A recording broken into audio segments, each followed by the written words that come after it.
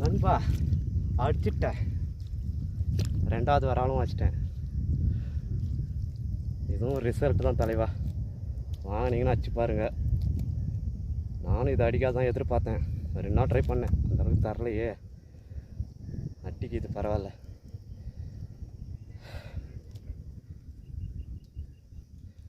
இதான் நண்பா 8 கால் பூச்சி பார்த்தா தெரியுதுங்களா?